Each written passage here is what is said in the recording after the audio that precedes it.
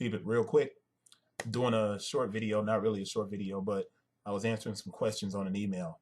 And I figured, you know what? Let me do a video or do an episode and tell you guys exactly the way I'm answering this question. So listen to the theme music, come right back.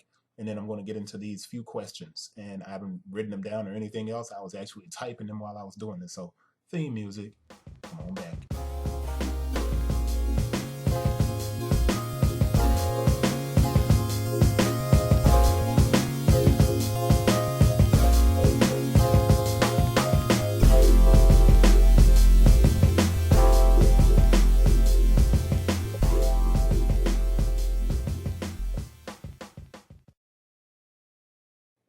All right, so dig this. I got this email, and it's asking me. Well, first it said congratulations.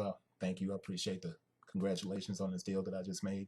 But what do I do about Uncle Sam? Now, the first thing is this business that just that's writing about this. They've just started, and I think in one of the early episodes, I can't even think of which episode it is. I could look it up real quick, but I can't remember. I'll maybe put a caption down here and reference that episode. I talked about the fact that when you start your business, basically it's a hobby anyway. So you don't really have to worry about Uncle Sam so much as keeping accurate records. So when you go in and do your taxes, if you go to a professional, then you can show them how much you paid for whatever you bought and how much you sold it for. If you have accurate records, your taxes are not going to be an issue. It's not going to be very difficult. So just make sure you're keeping accurate records, right? All right. So this person is like, yo, I looked up stuff about e-commerce and everything I've read says that you have to get a nexus, but it's only if you have a significant presence in the state. And this is all about the taxes and all of this other stuff. All right. If you're selling online and e-commerce, just like I said, keep track of everything. But if you're selling on eBay and you make about $10,000, or if you make 5,000, then they're going to send you a 1099, and that 1099 can be input into your taxes if you're using TurboTax or something else. Now, when someone in your state buys something, you have to pay state taxes. You have to keep track of all of that stuff. But the beautiful thing about using an Amazon or an eBay, the taxes go to the customer, and it's going to be the customer's job to do what they have to do. Then it's going to be your job to report what you've made and do what you have to do. It's not my place. I'm not a tax consultant, so I can't tell you what to do. But, you know, you need to make sure that you're doing what you're supposed to do for your taxes. But I would hire a professional. Don't ask a person who is not a professional. I don't think that's a smart thing to do. Now you're asking, should I have an EIN? Everybody should have an EIN. EINs are free. Just go to the IRS website and get one. Okay? Everybody should have one. If you don't have one, then you're not really a business person, are you? But more importantly, when it's time for you to apply for loans and all of these other different things, you're going to have to put everything under your social security number, which means that you're the one that's going to go bankrupt if something goes bad. Now, as a sole proprietor, most people use their social security numbers, but you can use your EIN. And some companies prefer that you use that, especially if you can open up a bank account with your EIN and everything can go through your bank. And then if you need a loan or something later, you've established a pattern of deposits into your bank. I talked about this in an earlier episode also. I'm going to have to do a whole lot of captioning. But all right, back to some of these questions. Have you ever used Google AdWords? Yes, Google AdWords works. This is the thing though.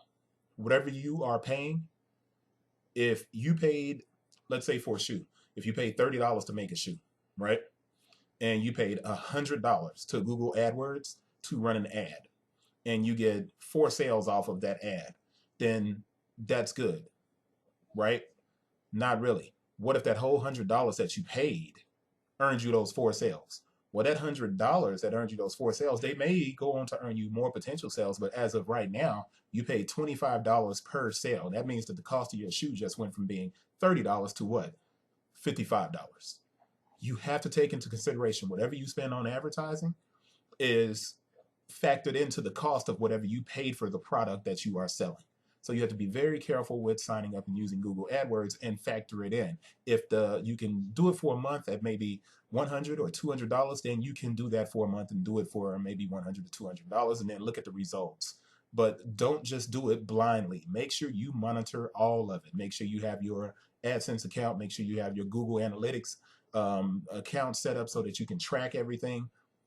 Do it the right way. Just don't put money out there and say, please get some sales. Don't do that. All right. You asked me about organic marketing and that I said it was the best. I didn't say it was the best. What I said about organic marketing is that word of mouth works better than running a Facebook ad.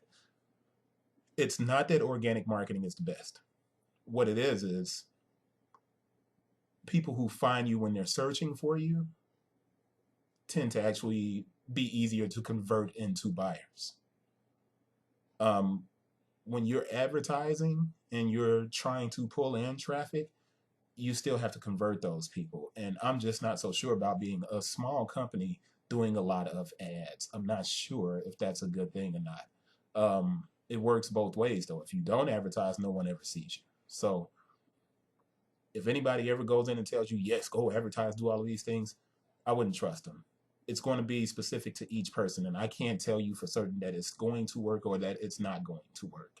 But what I do know that works is you said, a newspaper article was written about your business and you got 8 sales.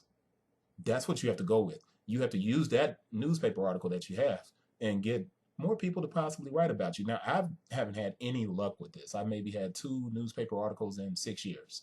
It doesn't happen for me. Harry Potter in the background.